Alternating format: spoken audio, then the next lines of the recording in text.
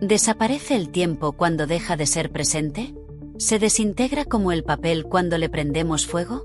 ¿O permanece congelado en algún lugar esperando a que lo revivamos? O mejor aún, ¿existe un tiempo futuro que nos atrae irremediablemente sin que podamos cambiarlo? ¿Acaso existimos ya en él? Bienvenidos a Dioses de la Realidad. Estas preguntas y muchas más son tan antiguas como el ser humano y a pesar del tiempo que ha transcurrido para encontrar las respuestas, tan solo hemos conseguido aumentar nuestras dudas sobre este desafiante misterio. Porque no todo el mundo se pone de acuerdo sobre la cuestión más básica. ¿Qué es el tiempo? Y si no sabes esto, ¿cómo entender qué es el presente, el pasado y el futuro? No sé si os pasa, pero a mí me enredan mucho las novelas sobre viajes en el tiempo, pues suelen llegar a conclusiones muy extrañas. Y es que, si tratar este tema es de por sí complejo, hacerlo sin el respaldo de algún criterio filosófico conduce a argumentos un tanto absurdos. Así pues, sed bienvenidos a la filosofía del tiempo. Existen varias formas de entender su naturaleza. En este vídeo vamos a hablar del presentismo. Para los presentistas el pasado fue, pero ya no existe, y el futuro será, pero no existe todavía. Por tanto, lo único que nos queda es el presente. El presente es ese instante donde somos conscientes de nosotros mismos y de nuestra relación con el mundo. Es muy real y está lleno de vida. Pero, es tremendamente fugaz e imposible de atrapar, como si quisiéramos retener agua entre las manos. Para el presentismo, los únicos eventos y objetos que existen son los que suceden ahora mismo. Los que acontecieron en el pasado dejan de tener existencia. El primer filósofo del presentismo fue Heráclito, quien consideraba cada ahora como algo único. Para él, la naturaleza estaba sometida a cambio, a devenir, por tanto, no se podía definir nada en ella porque de forma inmediata dejaba de ser lo que era para ser otra cosa. Otro filósofo importante de esta perspectiva fue San Agustín de Hipona, quien no creía en la existencia del pasado, ni del futuro, porque ninguno de los dos existían en el ahora. Pensaba en el pasado como presente de cosas pasadas, haciendo referencia a la memoria. El momento actual era el presente de cosas presentes, al que llamaba visión, y el devenir era el presente de cosas futuras que equivaldría a la expectativa. Es decir, para San Agustín, pasado y futuro solo existirían en nuestra alma, mientras que el presente sí tendría forma objetiva, sería el filo de la navaja entre el pasado y el futuro. El presente, pues, es lo único real. Pero surge un problema. ¿Cuánto dura el presente? Para responder a esta pregunta, San Agustín piensa en la duración de 100 años, pero observa que no pueden estar todos presentes a la vez, ya que si vivimos en el año primero, los 99 restantes estarían por venir, y si vivimos el segundo, serán 98 los que queden, y uno será pasado y así sucesivamente. Y esto mismo serviría para un solo año, pues si estamos en enero, el resto de los meses estarían por venir también, por lo que San Agustín sigue fragmentando el tiempo al día, la hora, hasta que llega a la conclusión de que solo un instante indivisible de tiempo puede llamarse presente, por lo que no tendría duración, así pues, no podría medirse. Y aquí entraríamos en otra característica del presentismo, pues para esta perspectiva el tiempo es independiente del espacio y no posee su misma naturaleza. El espacio tiene 3 dimensiones y podemos movernos y saltar en él, pero para el presentismo, el tiempo, al carecer de pasado y futuro, sería como un punto, sin extensión, limitado solo al presente. Además, el presentista entiende el presente de forma absoluta, no existe uno distinto para cada observador, por lo que esta perspectiva es incompatible con la relatividad de Einstein, pero eso lo veremos en el próximo vídeo. También tiene problemas a la hora de demostrar el flujo de tiempo, porque al no creer en la existencia de los eventos pasados ni futuros, ¿cómo pasa el tiempo? Y si el tiempo fluye, tiene entonces que moverse respecto a algo. ¿Pero respecto a qué se mueve? Incluso debe ir a una velocidad, ¿cuál? ¿1 segundo por segundo? Extraño, ¿no? ¿Quién sabe? Lo que sí sé, es que para escribir un relato sobre viajes en el tiempo desde la perspectiva del presentismo, no te quedará otra que pensar un argumento con dirección exclusivamente hacia el futuro, pues recordemos que no existe el pasado, y buscar cómo congelar tus constantes vitales porque tendrías que vivir todo el tiempo intermedio que te separa de tu objetivo. Imposible programar una máquina para viajar a un punto determinado del futuro, porque este no existirá hasta que no lo alcances con el presente. Aquí no valen atajos. Si queréis leer una narración fantasiosa y sobrecogedora de cómo se desintegra el presente cuando se convierte en pasado, os recomiendo una historia escrita por Stephen King titulada Los Lagolieros, del libro Las 2 después de medianoche. No os defraudará. Hemos comentado que para los presentistas, el ahora, era el único momento con existencia real, y por tanto, consideraban el tiempo como algo absoluto, donde el presente sucedía a la vez en todos los lugares. Esto es algo que aceptamos de buen grado, porque así observamos la realidad de forma cotidiana y así era como se concebía el tiempo en la época de Newton. Pero, ¿qué pasaría si los ahoras no sucedieran siempre al mismo tiempo? ¿Y si mi ahora y el tuyo no fueran simultáneos? Entonces, sería difícil seguir creyendo que, tan solo, existe el presente. Esto es lo que ocurre en la teoría de la relatividad especial de Einstein, donde un mismo fenómeno se puede producir en distintos ahoras, según el sistema de referencia desde donde los observemos. Existe una corriente filosófica sobre la naturaleza del tiempo que afirma que no solo el presente es real, sino que también lo es, y con la misma contundencia, el pasado y el futuro. Esta postura se denomina eternalismo. El eternalismo considera el universo como un bloque, de ahí que también se denomine block time o universo bloque. Podemos imaginarlo como un libro. Todo lo que existe está escrito y lo que no está escrito no existe. No se produce creación alguna, todo permanece estático como en un fotograma, al contrario del presentismo, donde todo estaba sometido a cambio. Einstein entendía el universo como un tejido de 4 dimensiones, es decir, las 3 dimensiones que conocemos, más el tiempo, porque si queremos situar un suceso, no nos basta con saber dónde, también necesitamos saber cuándo. Por tanto, que un evento se encuentre en el pasado o en el futuro, depende del punto de referencia desde donde lo observemos. Son como direcciones. Lo que sucede es que es difícil imaginarse una 4ª dimensión, no es algo intuitivo. Sería como pedirle a un círculo que creyera en la existencia de una esfera. El motivo por el cual no podemos interactuar con sucesos del pasado, no es porque no existan, sino porque no compartimos instantes comunes en la dimensión temporal. La tremenda consecuencia que se deduce de esta concepción del tiempo es que todo está determinado, escrito, que nada puede cambiarse, pero entonces surge esa duda que siempre ha acompañado a la humanidad: ¿existe el libre albedrío? ¿Somos meros actores representando el guión de una vida definida antes de que naciéramos? Pero, hay algo que el eternalismo no deja claro, y es que, si el futuro existe de forma tan contundente como el pasado, ¿por qué solo recordamos el pasado y no el futuro? Si el tiempo es solo una ilusión, ¿por qué va en un sentido y no en otro? ¿Quién sabe? Lo que sí sé, es que para escribir una historia de viajes en el tiempo desde la perspectiva del eternalismo, no sería posible movernos en todas las direcciones. Podríamos saltar a un punto cualquiera del futuro o del pasado porque ambos existirían. Sin embargo, tendríamos que enfrentarnos a una amenaza. Las paradojas. Aunque el eternalismo nos permite viajar al pasado, nos impide por otro lado cambiarlo. Porque recordemos, todo está escrito, no existe creación. Sin embargo, nuestra irrupción en el pasado ya cambiaría lo sucedido. Pero, ¿cómo es posible? Se puede responder a esta pregunta dando por hecho que el pasado ya recogía la visita del viajero, que forma parte de los sucesos acontecidos, pero esto podría dar lugar a situaciones un tanto inexplicables y contradictorias.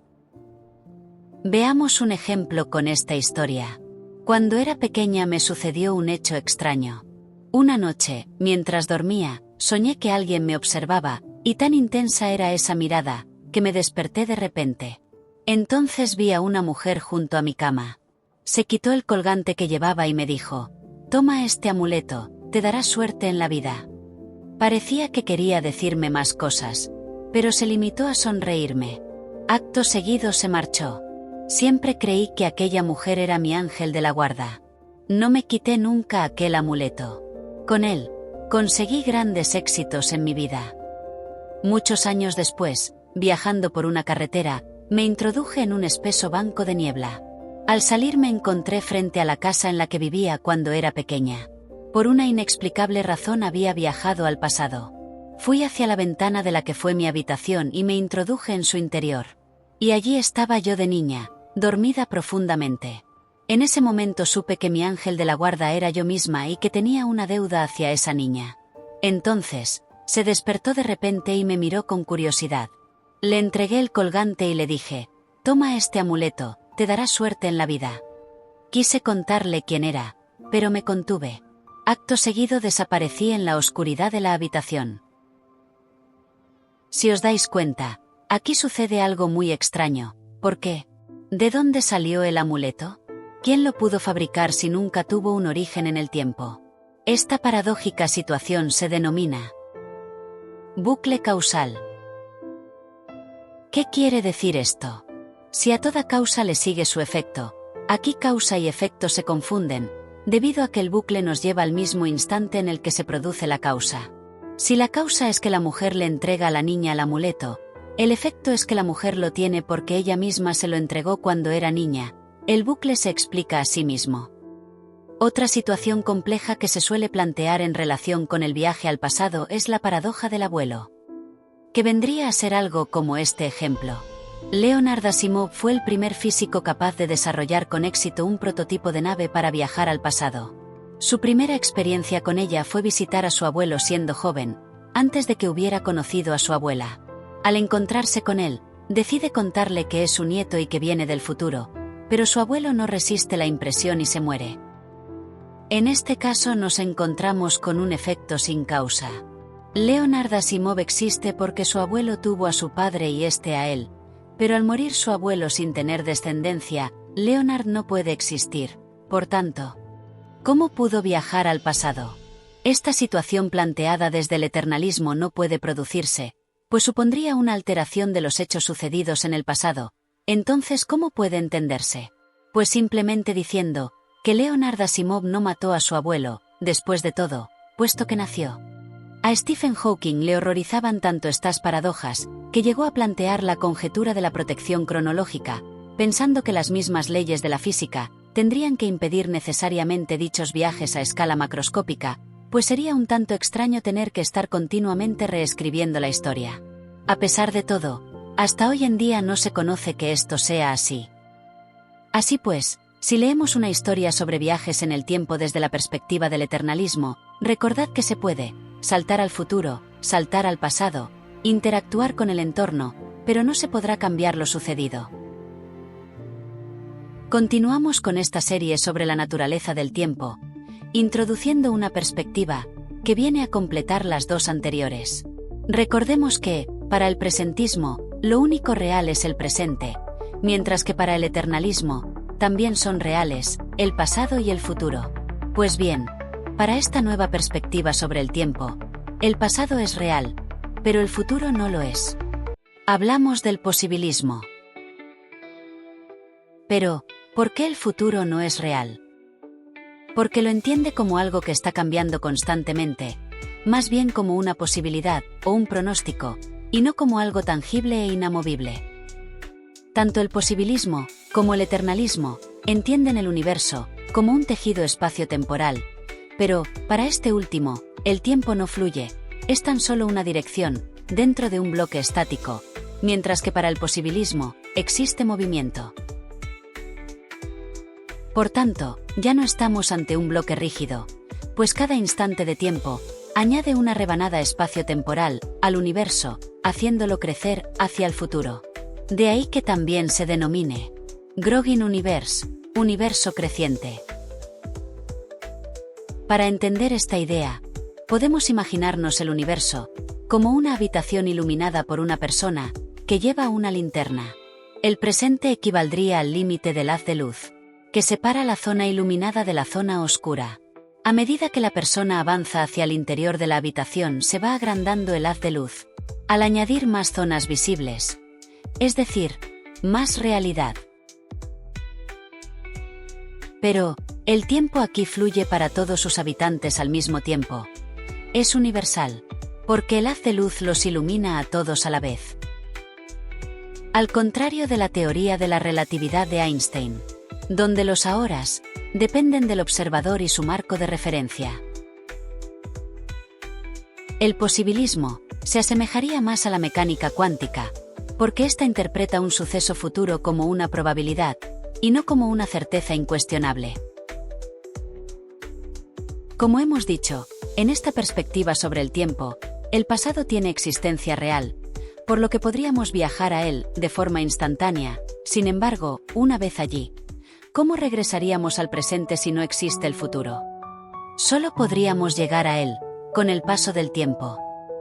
Pero entonces, dicho presente ya no sería igual al que recordamos, puesto que nuestra irrupción en el pasado lo habría cambiado, como el efecto mariposa.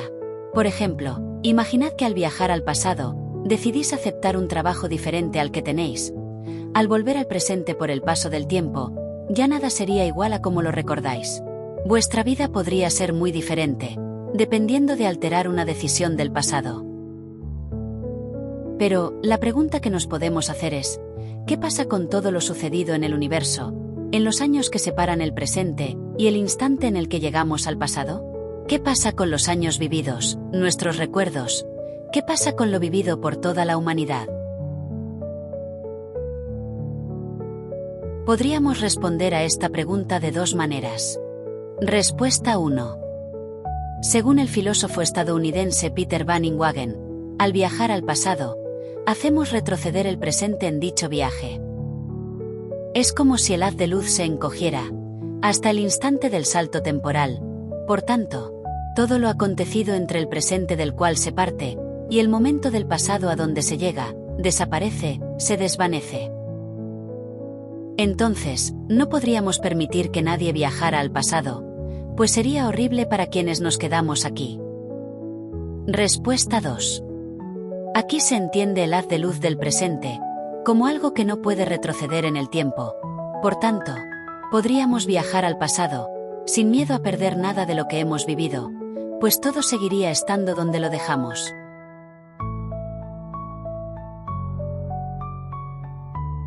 Pero entonces, ¿qué diferencia habría con el eternalismo? Pues que el viajero, una vez en el pasado, solo podría viajar al futuro, teniendo como límite el presente universal, el que dejó atrás. Más allá de ese punto, sería futuro, y para el posibilismo este no existe. La tremenda consecuencia de esta perspectiva es que el viajero sabría que el presente auténtico es el que dejó atrás, y no el que perciben las personas con las que se encuentran el pasado, aunque para ellos, sí lo sea. Y esto nos hace pensar que, también nosotros, podríamos estar siendo visitados por hipotéticos seres del futuro. ¿Cómo podemos estar seguros de que nuestro pretendido auténtico presente no es tan solo parte del pasado de dichos seres? ¿Cómo podríamos saberlo? No podemos. Terrorífico, ¿no? Así pues, si quisiéramos escribir una historia sobre viajes en el tiempo, desde el punto de vista del posibilismo, tendríamos que ver qué interpretación del mismo vamos a adoptar para crear un argumento u otro. Si estamos en la primera interpretación, donde el haz de luz retrocede con el viajero, podríamos cambiar todo lo acontecido hasta volver al presente, pero no podríamos llegar a este de un salto, para ver los resultados. Así que Marty, lo siento. Si estamos en la segunda interpretación, donde el presente no retrocede con el viajero, podríamos volver a este de un salto, pero olvídate McFly, de cambiar nada de lo sucedido. Así son las cosas en el posibilismo. Aunque habría una forma de cambiar el pasado, pero tendríamos que recurrir a los universos paralelos, y eso es tema para otro vídeo. Como quiera que sea, algo bueno tiene esta perspectiva sobre el tiempo, y es que al dejar el futuro abierto, nada está predeterminado. Si te ha gustado este vídeo, dame un like y comparte con quienes les gusta la ciencia y la filosofía. Y recuerda suscribirte y darle a la campanita. Haz crecer dioses de la realidad.